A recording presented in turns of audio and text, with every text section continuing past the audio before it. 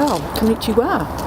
Yeah, thank you. I've got a bit of learning to do there with my Japanese, but it's an exciting adventure to look forward to.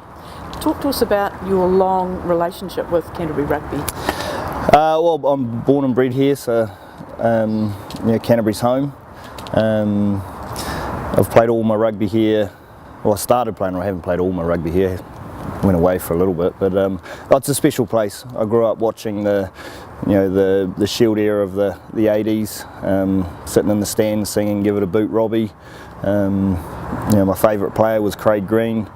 He ended up coaching me, so that link there has been there for a long time. I was when I came back in and Razor gave me a chance in 2015.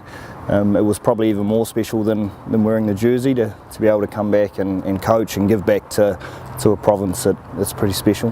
So this is the big chance you've been waiting for, though? Oh, I don't know if moving to Japan is the big chance I've been waiting for. I think it's a really exciting opportunity to go and grow as a coach in an environment that will make me feel pretty uncomfortable.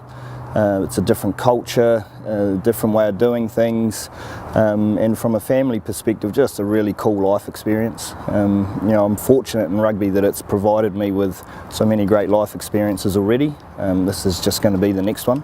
How long's it been in the pipeline? I think moving's always in the pipeline when you're in rugby. You never really sit still, but it's only really been this year that my wife and I have talked about being ready for another opportunity. Our kids, our two youngest will be 7 and 9 when we move, so from experience we know that that's a really good age to shift kids into a different environment, and they can adapt and they'll really enjoy the opportunity. So Todd called you? I wouldn't say that. I think it just sort of happened at the same time. Todd was on the move and I was potentially looking for another opportunity, and it just sort of lined up quite well in the end. So is there does the club actually contact you, or how does it line up? Oh, coaches are like players. We've all got agents.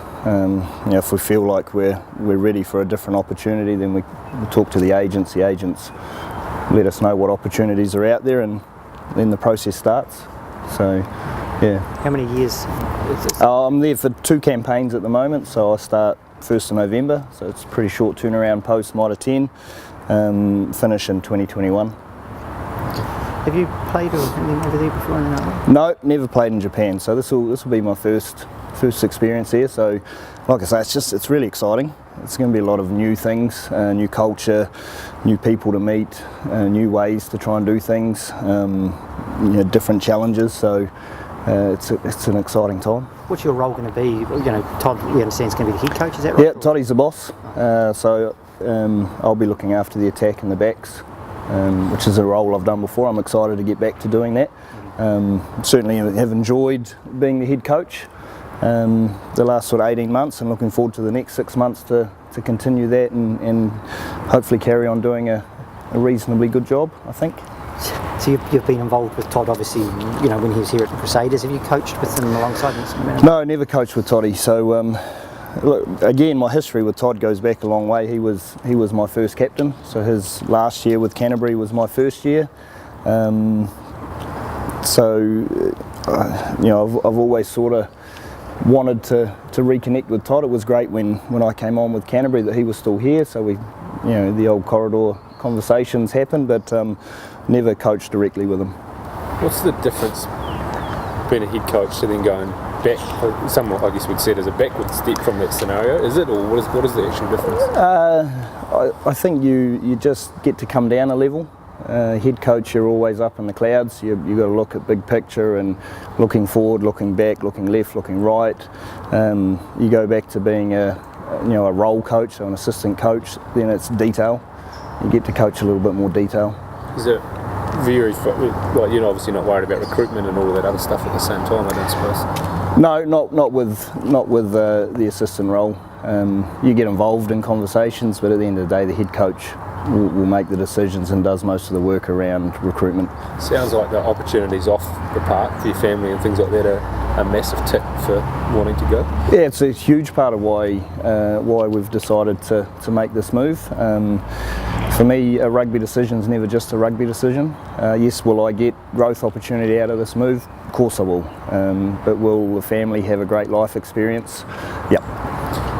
Who knows what's happening at the Crusaders, but obviously there's a link here. That obviously the lure of what potentially might have come at the Crusaders either wasn't the right time or wasn't big enough to throw your hat in the ring if and when that comes up. Oh, I wouldn't say that the Crusaders is not a big enough job. It's still an aspiration. I'd love to coach the Crusaders at some point.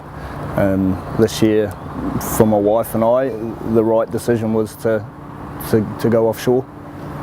A bit of unfinished business in Mitre 10 Cup though? I wouldn't say unfinished. We gave it a fair crack last year.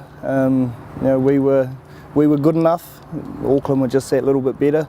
No, not unfinished. I just want to really make sure that I put in all the work that I can, and that we, when we get into campaign, that we just have a really awesome time together.